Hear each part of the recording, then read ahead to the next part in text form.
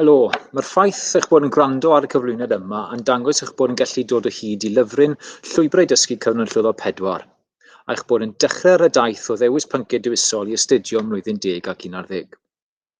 Felly, beth fydd cwricwlwm Cyfnod 4 yn edrych fel a beth byddwch chi'n astudio? Byddwch chi'n astudio pynciau craidd. Bydd pob disgybl yn astudio Cymraeg a Saesneg, iaith, gyda'r mwyafrif hefyd yn astudio Cymraeg a Saesneg llenyddiaeth.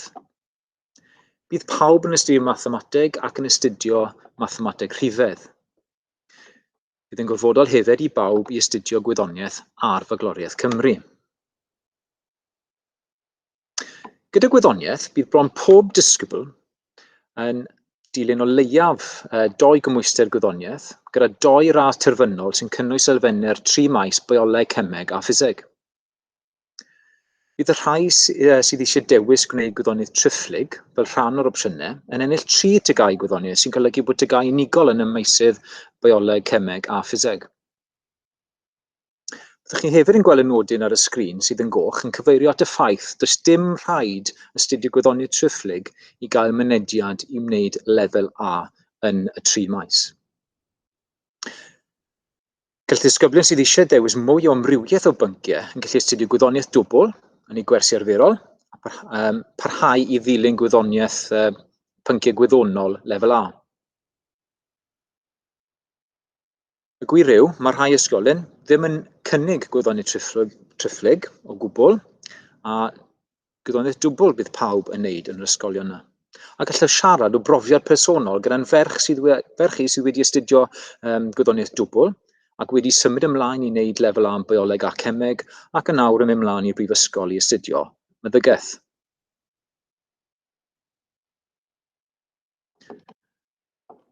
Mae'r tystysgrif her sgiliau sydd yn rhan o'r Fagloriaeth Cymraeg.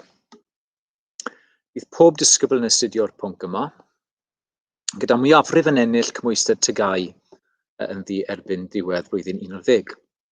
Mae'n cynnwys prosiect unigol sy'n dechrau datblygu sgiliau ymchwilio, hunan-ddisgybliaeth, creadigrwydd a pherfformiad personol. Mae heriau hefyd yn menter a chyflogadwyedd, dinasyddiaeth, fyd-eang a her gymuned. Mae'r heriau i gyd yn heriau sy'n datblygu sgiliau hanfodol y disgyblion. Byddwch chi'n gallu dod o hyd i fwy o wybodaeth am y pynciau craidd hyn i gyd yn y llyfryn. Mae'r pynciau craidd wrth gwrs yn llenwi mwyafrif amserlen disgybl, ac ynghyd â gwersi sydidol yn chwaraeon ac addysg grefyddol, mae hyn yn 70% o'r amserlen. Bydd y mwyafrif yn ennill 9 tygau o'r pynciau craidd yma ac yn ennill 3 arall o'r pynciau dewisol. Felly mae'r pynciau dewisol yn 30% o'r amserlen ac yn gyfateb i 5 awr o bythefnos ym mhob un. Dyma'r pynciau dewisol, a mae'r rhestr o'r rhain hefyd yn y llyfryn Llwybrau Dysgu Cyfnod 4. Mae'r rhain yn nhrefn yr wyddor, nid blociau dewis yw'r rhain. Addysg corfforol, addgref, astudiaethau wedigaethol, busnes, bwyd ymaith, celf, cerddoriaeth, daearyddiaeth, drama, dylunio thechnoleg, Ffrangeg, gwasanaeth cyhoeddus, hanes, iechyd a gofal, perianneg, Sbaeneg cyfathrebu byd-eang, tecstilau, ddoniaeth triphlyg a TG.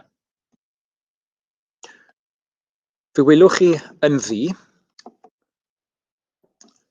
y pynciau tygau.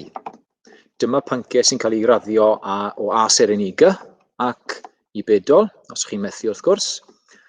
A fe welwch chi bod draws storiad y pynciau gyda ni yn y bwydlen, rhai dynieithau, creadigol ac ymarferol. Hefyd, byddwch chi'n sylwi bod gwyddoniaeth triphlyg yn opsiwn hefyd, fel esoniais I gynnau.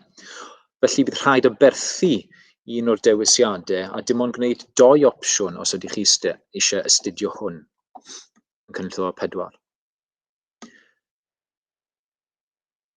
Yn wyrdd, mae'r pynciau galwedigaethol, ac mae rhain yn gymysgedd o gyrsiau sydd yn werth 1 cwrs tygau.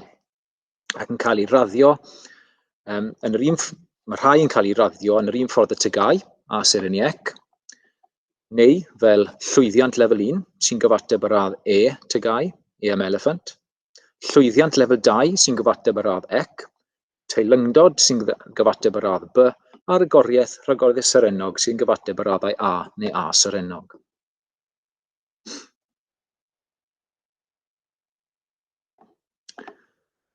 Mae'r cyrsiau yma, adeiladwaith, gwallt a harddwch, amaethyddiaeth a mecaneg ceir, yn cyrsiau sy'n cael ei darparu gan Coleg Sir Gâr mewn partneriaeth gyda ysgolion eraill. Ar gyfer y cyrsiau yma yn cynrychiol 4, bydd angen i ddisgyblion teithio i leoliadau'r coleg ar un prawn yr wythnos, ac mi fydd trafnidiaeth yn cael ei ddarparu i'r cyrsiau ac yn ôl i'r ysgol.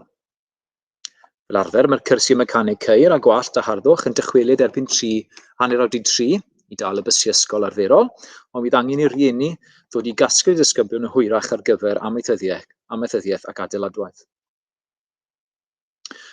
Wel, mae'n sefyll, does dim llawer o lefydd ar y cyrsiau coleg, felly efallai ni fydd hi'n bosib i bawb sydd eisiau gwneud cwrs o'r fath yma derbyn lle, ond bydden nhw'n sicrhau gyfathrebu gyda chi wrth i ni symud ymlaen os oes angen.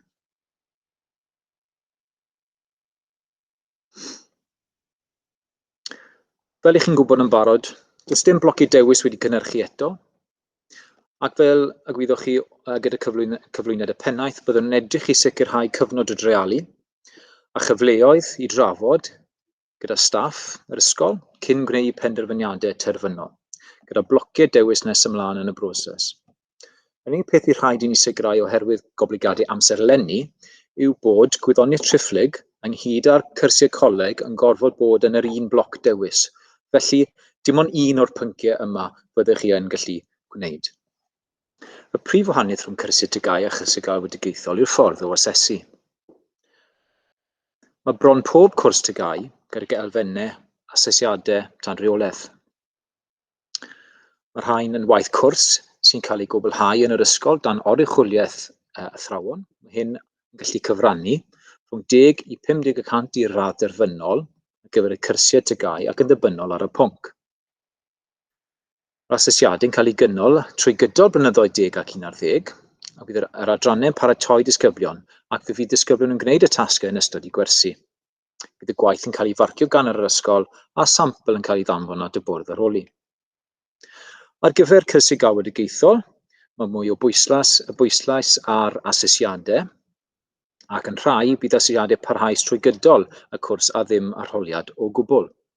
Ond yn y mwyafrif o'n cyrsiau ni bydd arholiadau.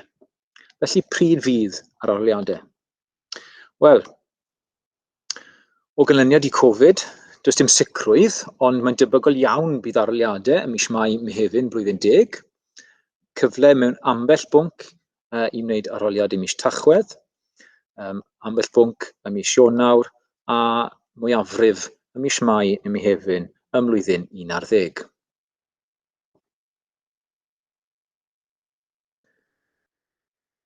Wel, dyna diwedd cyflwyniad fi, felly cofiwch taw dim ond dechrau ar y daith yw hwn, yn gyfnod i chi gasglu'r gwybodaeth sydd angen, felly peidiwch â phoeni am wneud y penderfyniadau eto.